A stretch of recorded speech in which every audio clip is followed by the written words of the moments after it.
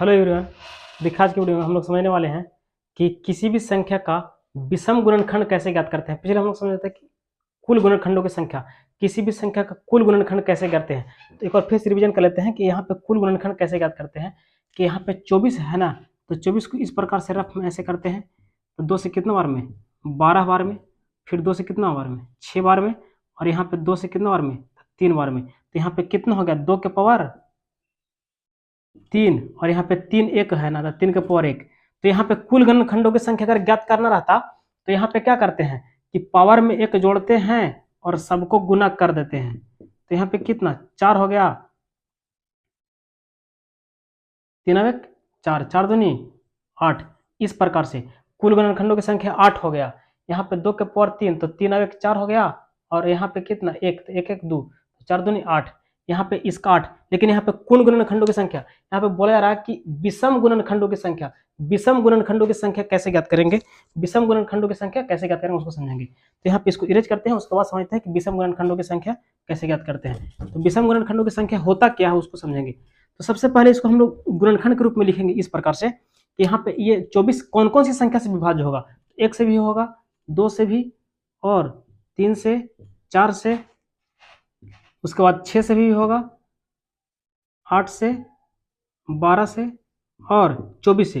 तो 1 2 3 4 5 6 7 8, अभी 8 आया था ना, तो वहां पे क्या 4 दूनी 8 आया था। तो इसका टोटल गुणनखंड 8 है, लेकिन कितने यहाँ पे पूछा रहा कि विषम गुणनखंडों की संख्या।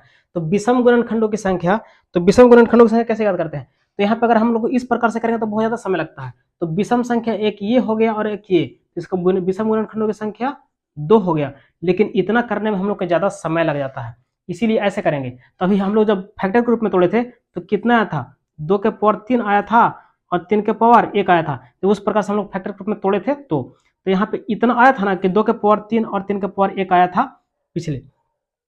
तो यहाँ पे जो ये जो सम संख्या है ना उसको छोड़ दिया था, इसके पावर को छोड़ दिया जाता है।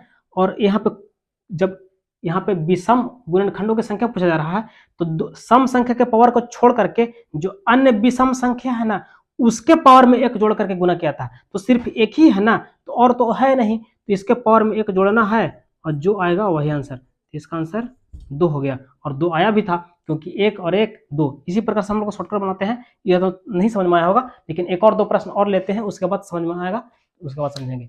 यहाँ पे अब देखते हैं 56 को। तो 56 को यहाँ पे रफ में इसी प्रकार से ऐसे करेंगे। तो कितना बार में 2 से लगाएंगे तो कितना 28, फिर 2 से कितना बार में 14, फिर 2 से कितना बार में 7। तो यहाँ पे कितना 2 के पावर 3 और यहाँ पे 7, तो 7 के पावर 1 हो गया है ना। तो यहाँ पे 7 के पावर 1। तो ये बताए थे कि सम संख्या के पावर को छोड़ देना है, सिर्फ विषम संख्या के पावर में 1 जोड़ना है। तो विषम संख्या के पावर कितना है, विषम संख्या 7 विषम संख्या है ना, तो इसका पावर 1, 1 में 1 जोड़ देना है और जो आएगा वही आंसर। तो कितना 1 1 2। तो इसके विषम गुणनखंडों की संख्या कितना हो गया 2। इसके विषम गुणनखंडों की संख्या कितना हो गया 2 आंसर। ठीक उसी प्रकार से उसको भी समझेंगे। इसको इरेज करते हैं उसके बाद।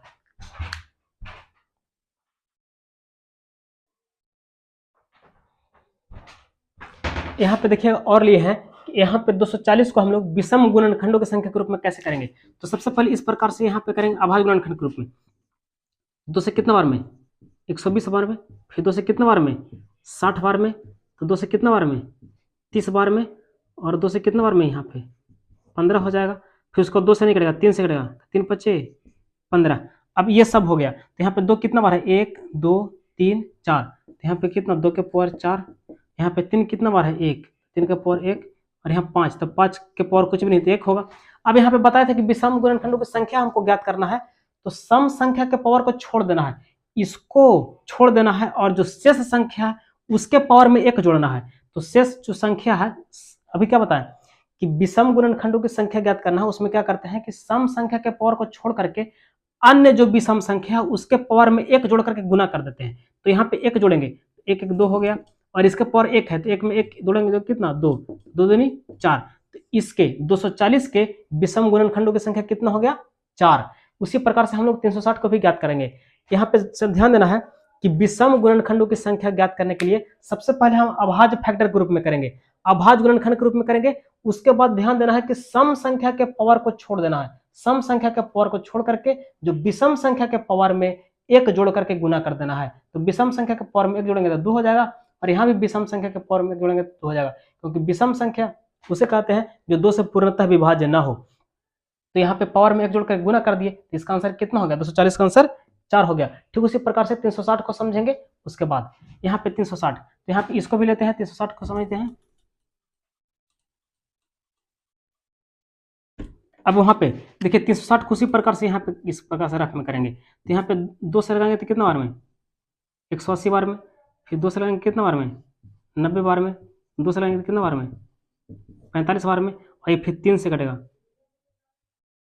15, और फिर 3 से कितना बार में, 5 बार में। तो यहाँ पे कितना होगा, 2 के पावर 3, यहाँ पे कितना 3 के पावर 2, और यहाँ पे 5 के पावर 1। तो अभी यहाँ पे ज्ञात करना है कि विषम गुणनखंडों की संख्या। तो विषम गुणनखंडों की संख्या ज्ञात करना है, तो क्या बताए थे कि सम के पावर को छोड़ देना है, सम संख्या के पावर को छोड़ करके अन्य जो विषम संख्या है, जो अन्य जो ये विषम संख्या के पावर में एक जोड़ कर गुना कर देना है। तो पावर में एक जोड़ेंगे तो यहाँ पे 2 है, तो इसका 2 और 1 3, और इसके पावर में एक जोड़ेंगे तो कितना 2, तो 3 दूनी 6 इज द राइट आंसर। इसी प्रकार से एक बार फिर से रिपीट करते हैं कि अगर विषम संख्या दिया, मतलब सॉरी, किसी भी संख्या का विषम गुणनखंडों की संख्या ज्ञात करना हो तो उसको क्या करेंगे, सबसे पहले अभाज्य फैक्टर के रूप में करेंगे, और उसके बाद सम संख्या के पावर को छोड़ करके अन्य संख्या अन्य जो शेष है जो उसके पावर में एक जोड़ना है। तो इसके पावर में एक जोड़ेंगे तो कितना होगा, 3 होगा, इसके पावर में एक जोड़ेंगे तो कितना होगा, 2 होगा, तो 3 दूनी 6। इसी प्रकार से हम लोग बनाते हैं। बाकी नेक्स्ट समझेंगे कि अब यहाँ पे समझे कि विषम गुणनखंडों की संख्या, आगे हम लोग अगले वीडियो में समझेंगे कि सम गुणनखंडों की संख्या और अभाज्य गुणनखंडों की संख्या। बाकी इतना।